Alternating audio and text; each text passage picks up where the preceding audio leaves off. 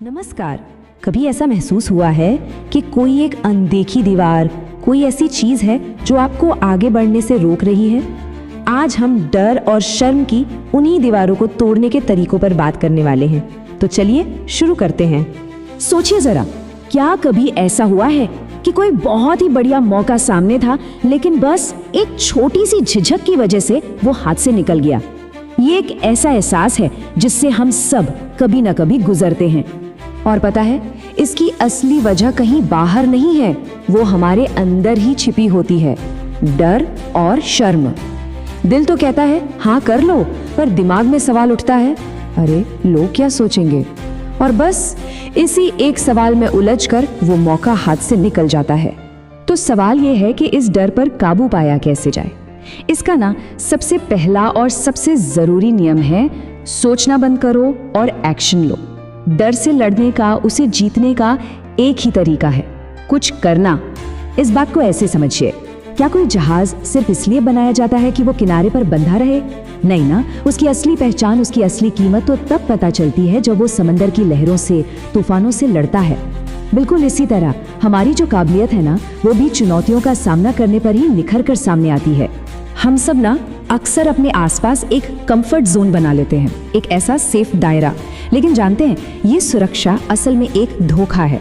ये एक ऐसी कैद है जहां हमारी हिम्मत, हमारा आगे बढ़ने का जज्बा धीरे धीरे खत्म होने लगता है।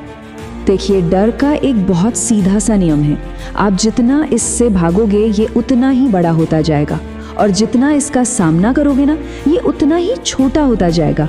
बस आपको एक्शन लेना है और फिर देखिए कि डर कैसे अपने आप सिकुड़ता जाता है। और शुरुआत के लिए कोई बहुत बड़ा काम नहीं करना है, छोटे छोटे कदम उठाने हैं।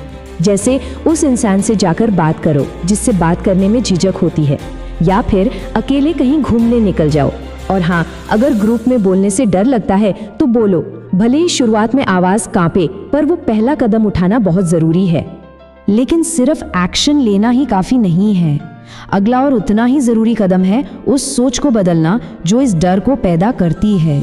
हमारे डर की जो सबसे बड़ी जड़ है ना, वो है ओवर थिंकिंग, मतलब जरूरत से ज्यादा सोचना।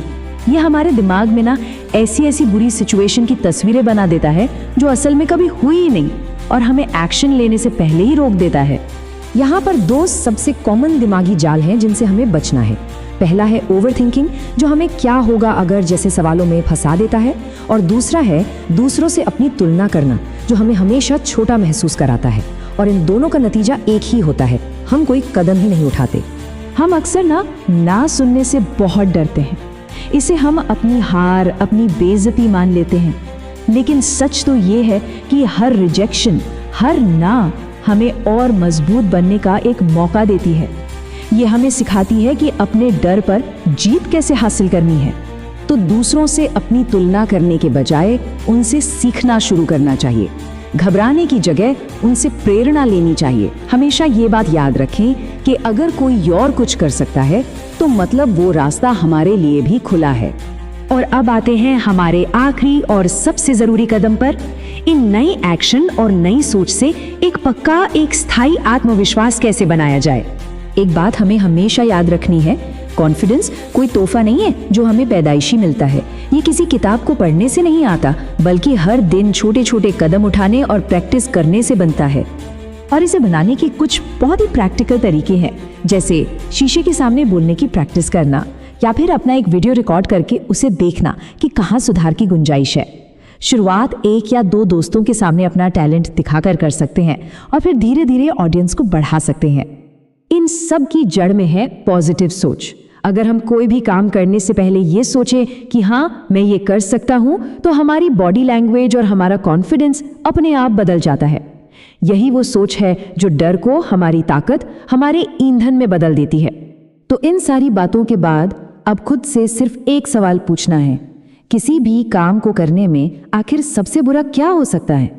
और आप पाएंगे कि ज्यादातर मामलों में जो सबसे बुरा नतीजा है वो भी इतना बुरा नहीं है कि जान ही चली जाए। तो फिर रुकना क्यों? कोई बहाना नहीं, बस वो काम कर डालिए। तो अब सवाल ये नहीं है कि क्या करना है, बल्कि सवाल ये है कि आपका वो पहला कदम आज क्या होने वाला है।